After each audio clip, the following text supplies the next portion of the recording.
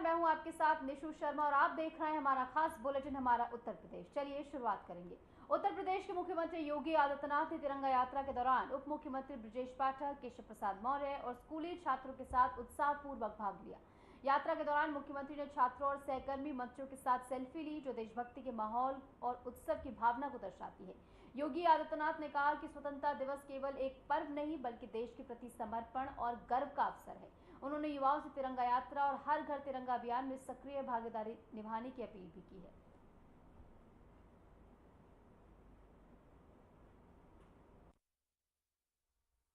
हमारा देश अपनी आजादी के 78 वर्ष पूरा कर रहा है। आजादी के अमृत काल में हर भारतीय के मन में अपने संविधान के प्रति, अपने राष्ट्रीय प्रतीकों के प्रति, अपने महान क्रांतिकारियों और महापुरुषों के प्रति श्रद्धा और सम्मान का भाव पैदा हो,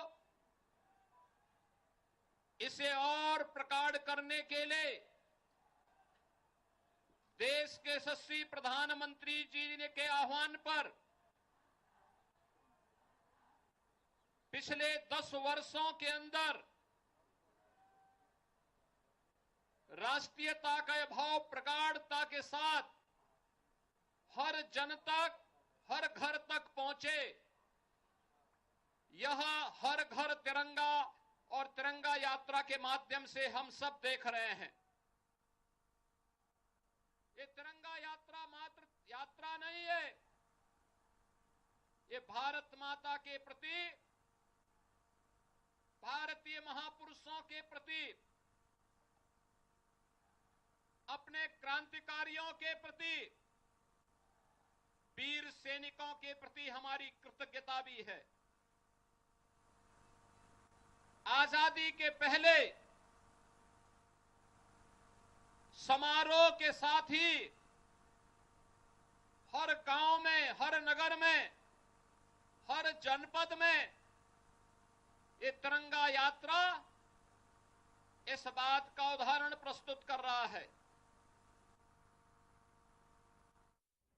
और इस बीच राजधानी लखनऊ से एक बड़ी खबर सामने आ रही है। आपको बता दें, बर्ड फ्लू को लेकर सीएम ने अफसरों को निर्देशित किया है, प्राणी उद्यानों में सतर्कता बरती जाए, ये सीएम की ओर से कहा गया। और इसी के साथ साथ H5 एवियन इन्फ्लुएंजा के खतरे को लेकर निर्देशित किया जाए, पशु पक्षियों के आहार की गहन जांच अनिवार्य हो और पोल्ट्री फार्मों की मानकों के अनुरूप निगरानी हो।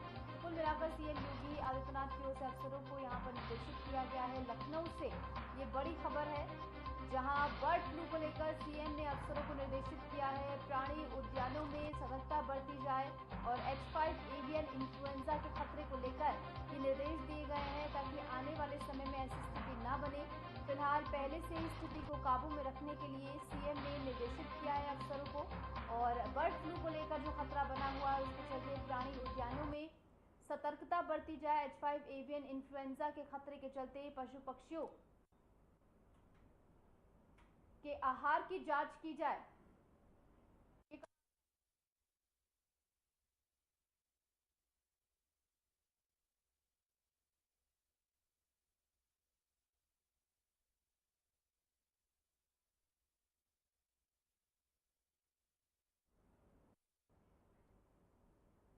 लखनऊ से बड़ी खबर है, जहां पर बर्ड फ्लू को लेकर निर्देशित किया गया है अफसरों को और सीएम योगी आदित्यनाथ ने निर्देशित किया है प्राणी उद्यानों में सतर्कता बरतने के लिए उनकी ओर से कहा गया है। इसी के साथ साथ पशु पक्षियों को जो आहार दिया जा रहा है उसकी जांच भी की जाए, ये कहा गया है। तो आने वाले समय में स्थिति को संभालने के लिए और अभी से ही उसको काबू में रखने के लिए ये निर्देश दिए गए हैं।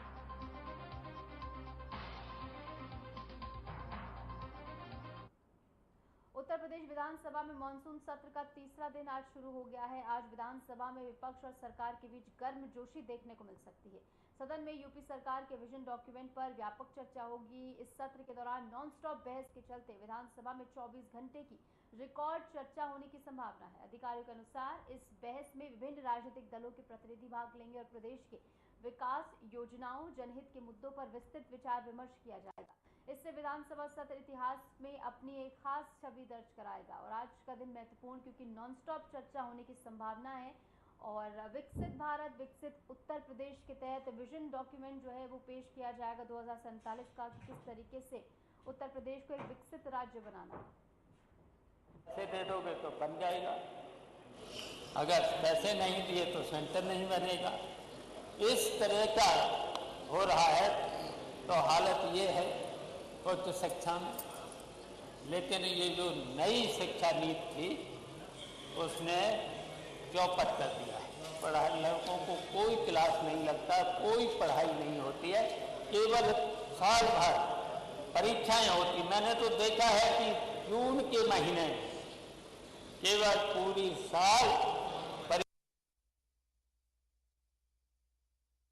परीक्षाएं होती रहती हैं, क्लास लगते ही नहीं। तो बताओ फिर क्लास जब नहीं लगेंगे तो फिर क्या होगा? तो ये है इनकी, ये विजन है आपका। स्मार्ट सिटी की बात करने वाले भूल गए कि समाजवादी सरकार के एक्सप्रेसवे, मेट्रो, पुल, पार्क और मंडी आज भी यूपी की पहचान है। भाजपा ने सिर्फ शिलान्यास और नाम पत्र बदलने का काम किया है। गड्ढा मुक्त सड़क का नारा सिर्फ बोर्ड तक सीमित, असल में गड्ढे और जनता में कोई दूरी नहीं है। गरीब और सामाजिक न्याय 2047 तक इंतजार करें। अध्यक्ष महोदय, गरीब को 2047 तक गरीबी से मुक्त का वादा, मतलब इस सरकार के हिसाब से गरीबी की एक लंबी बीमारी है जिसका इलाज सिर्फ भाजपा के अमृत काल में होगा। और राशन में घटतौली, पेंशन में भ्रष्टाचार, छात्रवृत्ति में देरी। समाजवादी सरकार ने कन्या विद्याधर, पेंशन योजना, मकान, गरीबों के लिए बिजली पानी मुफ्त जैसी योजनाएं थी। भाजपा में फोटो खिंचवाओ और आभार प्रकट करो। अध्यक्ष महोदय, यह 2047 विजन असल में 2025 की नाकामी को 22 साल तक धकेलने का रोड मैप है। भाजपा का मतलब भविष्य का झंझना, वर्तमान का उजड़ा चमन। जनता अब समझ चुकी है, जिन्हें आज की भूख नहीं दिखती उन्हें कल का सपना मत खरीद। समाजवादी सरकार ने जो काम किया वही आज भी यूपी की पहचान है। भाजपा बस उस खबरों में आगे बढ़ेंगे। स्वतंत्रता दिवस के अवसर पर दिल्ली में होने वाले कार्यक्रम में भाग लेने के लिए लखनऊ की 14 लखपति दीदियां दिल्ली के लिए रवाना हुई हैं। ये लखपति दीदियां इस समारोह में विशेष अतिथि के रूप में हिस्सा लेंगी। इस कार्यक्रम का शुभारंभ उत्तर प्रदेश के उप मुख्यमंत्री डिप्टी सीएम केशव प्रसाद मौर्य ने किया। हरी झंडी दिखाकर उन्हें रवाना किया गया। डिप्टी सीएम केशव प्रसाद मौर्य ने लखपति दीदियों को दिल्ली के लिए शुभकामनाएं देते हुए कहा कि देश के इस महत्वपूर्ण राष्ट्र को के गर्व के पल को जो है सभी महसूस करेंगे और इसी के साथ साथ कार्यक्रम में वो शामिल होंगी बतौर मुख्य अतिथि। वहां अपने उत्साह से कार्यक्रम में 4 चांद भी लगाएंगे। इस पहल से महिलाओं की भागीदारी और उनके सामाजिक योगदान को भी बढ़ावा मिलेगा।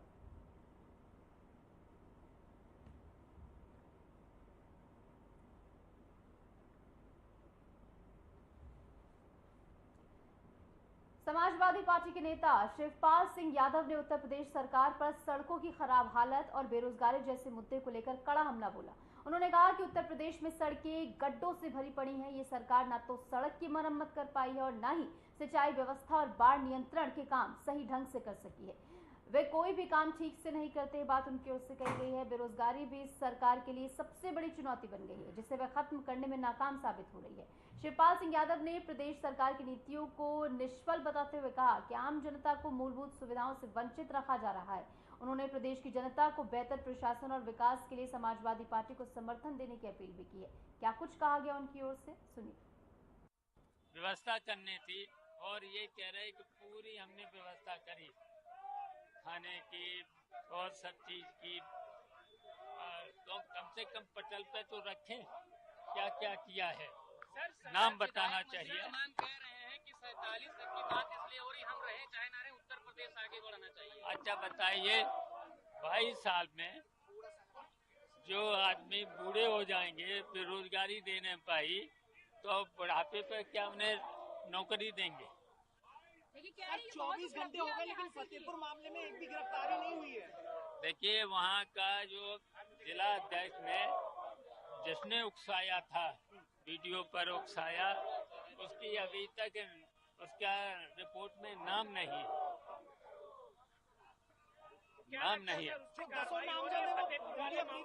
और देखिए बहुत भारी संख्या में थे, भाई मकबरा को तोड़ने में सैकड़ों आदमी थे, तो वो नाम ही अभी तक नहीं है FIR में, तो वो नाम आना चाहिए था। मुख्यमंत्री जी नाम भी नहीं बोल रहे अपराधियों के कल सदन में। हाँ बोलना चाहिए था अपराधियों के, जब हम लोगों ने पूछे कि नाम बताइए तो नाम भी नहीं बताए।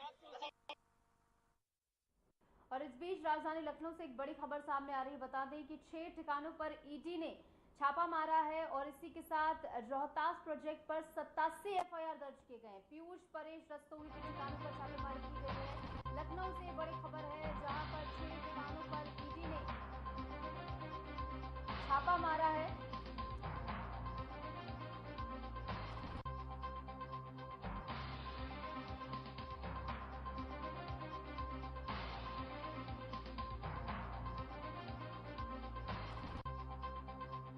50 साल से 3 आरोपी फरार हैं। बताया जा रहा है खरीदारों ने 2021 में FIR दर्ज कराई थी। ईडी ने बड़े भ्रष्टाचार मामले में कार्रवाई तेज कर दी और कार्रवाई आने वाले समय में और ज्यादा सख्त होती हुई नजर आएगी। इस बात का अंदेशा राजधानी लखनऊ से ये बड़ी खबर है। 6 ठिकानों पर ईडी ने छापा मारा है। रोहतास प्रोजेक्ट पर 87 FIR दर्ज है। पता लगा है पीयूष परेश रस्तोगी के ठिकानों पर छापा मारा गया है। 4 साल से 3 आरोपी फरार हैं और इसी पूरे घटनाक्रम में, इसी पूरे मामले में ईडी अब हरकत में आई है और एकाएक यहां पर छापेमारी की गई है। और आने वाले समय में कई और ऐसे ठिकाने जिन पर छापेमारी होगी और जहां पर छापेमारी हुई है वहां से कई सारे तथ्य संभावित बरामद हुए होंगे। ऐसे में देखना होगा कि आने वाले समय में क्या कुछ बातें सामने आए। खबर वाराणसी से है जहां मतदाता सूची को लेकर उठे विवाद ने अब सनातन धर्म पर सवाल खड़े करने की कोशिश तक पहुंच बना ली है। आरोप है कि नगर निगम द्वारा जारी मतदाता सूची के 2 पेज वायरल किए गए हैं, जिनमें एक मठ के शिष्यों के नाम के आगे उनके पिता के नाम में मठ के महंत राम कमल दास का नाम दर्ज है। इस पर संत समाज में रोष है। अखिल भारतीय संत समिति ने इसे सनातन धर्म को बदनाम करने की साजिश बताया है और कानूनी कार्रवाई की तैयारी भी कर ली है। और ऐसे में ये मामला कहां तक तूल पकड़ता हुआ नजर आता है, ये देखना होगा।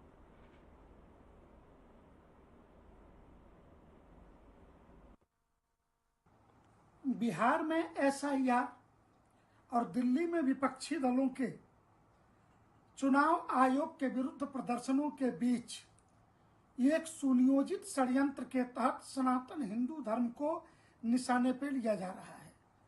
इसमें मीडिया का एक वर्ग और देश की विपक्षी पार्टियां कतिपय माध्यमों से यह समाचार सोशल मीडिया में प्रकाशित कराने में लगी हैं कि एक एक बाबा के 50-50 बच्चे हैं। उसमें वाराणसी से लेकर के अन्य कई स्थानों पे।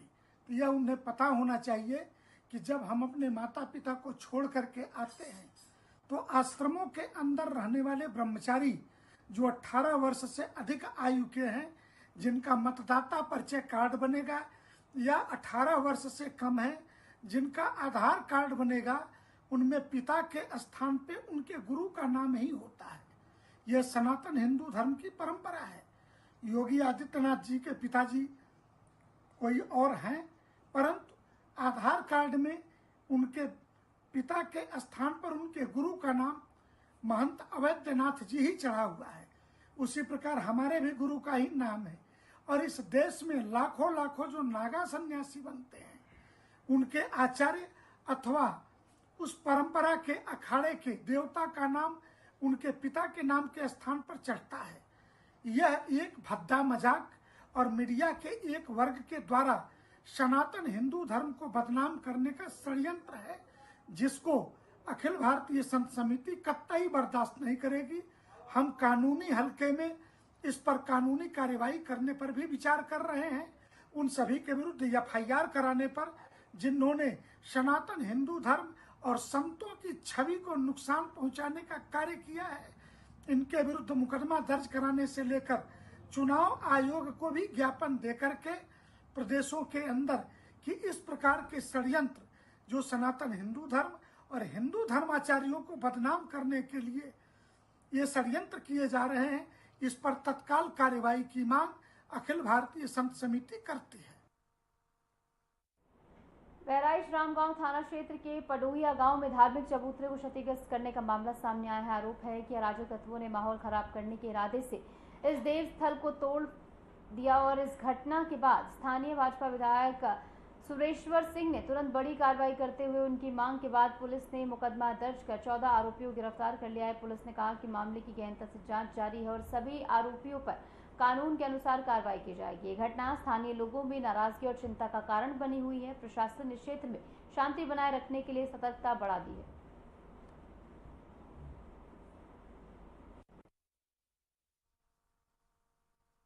अंकुर वाजपेयी के खेत के नीम के पेड़ों को कुछ अराजक तत्वों के द्वारा काट दिया गया। वहीं पर स्थित देवस्थल को क्षतिग्रस्त किया गया और वहां पर लगे हुए झंडे को उल्टा करके रख दिया गया। उक्त घटना के संबंध में थाना स्थानीय पर सुसंगत धाराओं में अभियोग पंजीकृत कर लिया गया है। विवेचना के क्रम में 14 व्यक्तियों को सामाजिक सौहार्द बिगाड़ने एवं कानून व्यवस्था के दृष्टिगत माननीय न्यायालय के आदेश के क्रम में जिला कारागार में निरुद्ध कर दिया गया है। पुलिस द्वारा जन सहयोग से देवस्थल के चबूतरे की मरम्मत करा दी गई है। इसमें यह उल्लेखनीय है कि उक्त देवस्थल ग्राम समाज की बंजर भूमि पर निर्मित है। पूर्व प्रधान श्री वीरेंद्र वर्मा एवं उनके सहयोगियों के द्वारा जुलूस के निकलने के वैकल्पिक मार्ग के लिए मांग की गई है। स्थानीय प्रशासन के द्वारा उभय पक्षों से बातचीत करके इस समस्या का निस्तारण कराया जा रहा है। विवेचना के क्रम में वैज्ञानिक साक्ष्य संकलन की कार्यवाही प्रचलित है। पुलिस के द्वारा भ्रामक तथ्य फैलाने वालों के अराजक तत्वों के ऊपर भी सतर्क दृष्टि रखी जा रही है। मौके पर कानून एवं शांति व्यवस्था सामान्य है।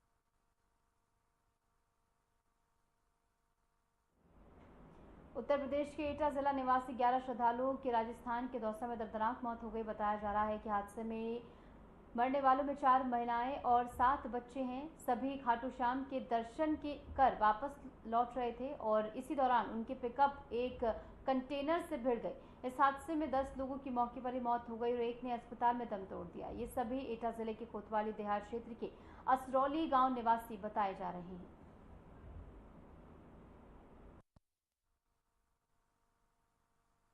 देखिए, जैसा कि हम लोग को पता है, बहुत ही दुखद जो है दुर्घटना हुई आज सुबह दौसा डिस्ट्रिक्ट राजस्थान में।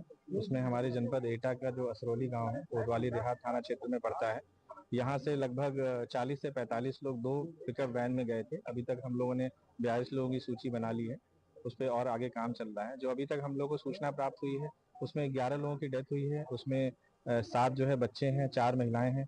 11 में जो 9 लोग हैं वो इस गाँव के रहने वाले हैं। 2 लोग इन्हीं के रिलेटिव थे जो फिरोजाबाद के रहने वाले हैं। हम लोग लगातार दौसा जो जिला प्रशासन है वहाँ से संपर्क में है। यहाँ से ऑलरेडी टीम यहाँ से भेजी जा चुकी है दौसा के लिए। गांव में भी हम लोगों ने एक टीम यहाँ पे कर दी है। हम लोग भी यहाँ पे आए हुए हैं। कितने लोग गए थे गाड़ी में? 45-50। अच्छा, 2 गाड़ी नहीं थी। ये मैक्स पिकअप में इतने लोग थे। तो कब निकले थे यहाँ से? सोमवार को शाम को। कब घटना हुई है? आज सुबह। तो क्या घटना क्या रही है?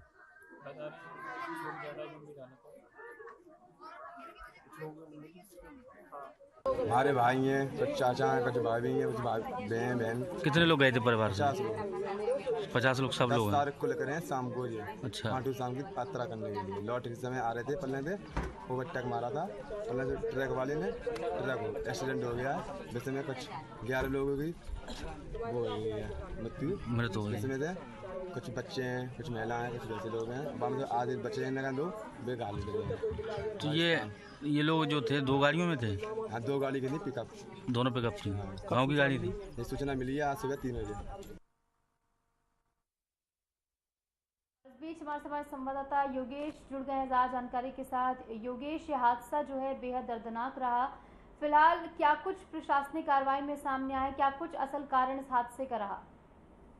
जी मैं आपको बता दूं, ये काटी ग्राम से लौटते हुए पिकअप आ रही थी, उसी एक्सीडेंट कारण में गाँव में जाके जैसे ही मालूम पड़ी 11 लोगों की मौत हो गई, उसमें कुछ 3 बच्चे हैं और काफी लोग पुलिस प्रशासन को मालूम पड़ी वहीं अपडेट पर लगे हुए, वहीं बताया जिलाधिकारी ने बुलाया कि जो भी मदद होगी वो मदद की जाएगी। वहीं विभागीय अधिकारी पहुंचे और जी।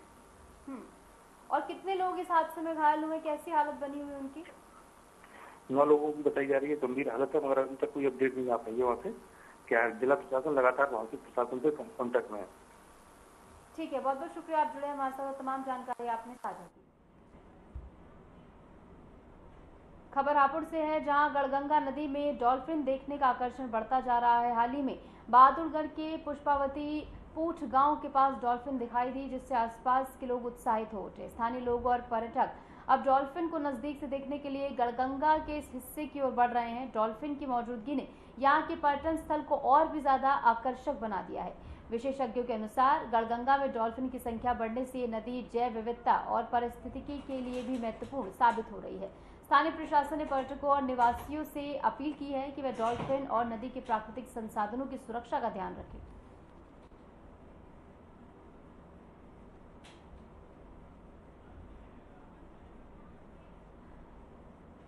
आजादी के 78 साल बाद भी जिला मुख्यालय से सटे कई गांव सड़क की कमी से जूझ रहे हैं।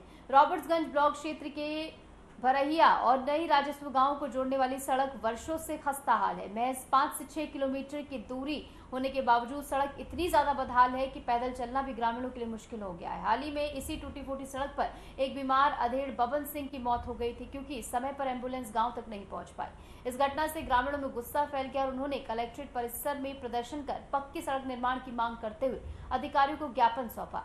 ग्रामीणों का कहना है कि स्कूल जाने वाले बच्चों के लिए ये मार्ग रोजाना संघर्ष का कारण बन गया है, जबकि आम लोगों के लिए रोजमर्रा की यात्रा किसी दंड से कम नहीं है। इस मामले पर विधिक मंच अपना दल एस के जिलाध्यक्ष एडवोकेट संतोष पटेल ने कहा कि भरहिया और नई राजस्व गांव के लिए पक्की सड़क की मांग की जा रही है। उन्होंने बताया कि आजादी के 78 साल हो गए हैं, लेकिन आज तक इन गांव में सड़क नहीं बनी है। जनप्रतिनिधियों और प्रशासन की उदासीनता के कारण हजारों ग्रामीण रोजाना मुसीबतों का सामना कर रहे हैं। ये बात उनकी ओर से कही गई।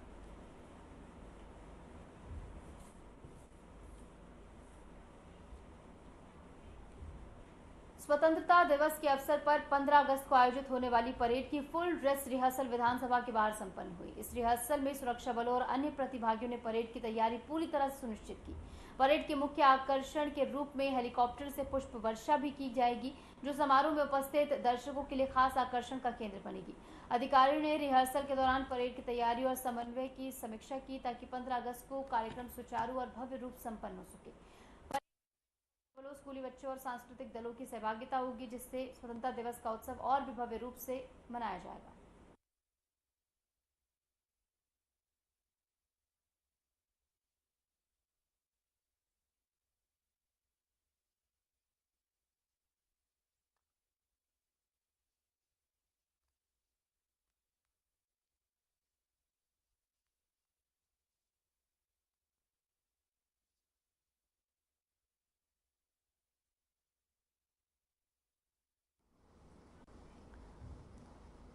रामलीला मैदान में भव्य तिरंगा यात्रा निकाली गई, जिसमें शहरवासियों ने उत्साह और देशभक्ति के जज्बे के साथ भाग लिया। इस दौरान एडिशनल कमिश्नर और जिला विकास अधिकारी सीडीओ ने भी बाइक रैली के रूप में तिरंगा यात्रा में सक्रिय भागीदारी दिखाई। बाइक तिरंगा रैली सांसद अतुल गर्ग की मौजूदगी में निकाली गई, जिसमें कई बाइक सवारों ने राष्ट्रीय ध्वज को सम्मानित करते हुए देशभक्ति का उत्साह प्रदर्शित किया। ये कार्यक्रम स्वतंत्रता दिवस के अवसर पर राष्ट्र प्रेम और एकता को बढ़ावा देने के उद्देश्य से आयोजित किया गया। तस्वीरें भी आपको 2 दिखा रहे हैं उत्तर प्रदेश और गाजियाबाद से। तो वहीं मुरादाबाद में भी तिरंगा बाइक रैली का आयोजन किया गया, जिससे पूरा शहर देशभक्ति के रंग में रंगा नजर आया।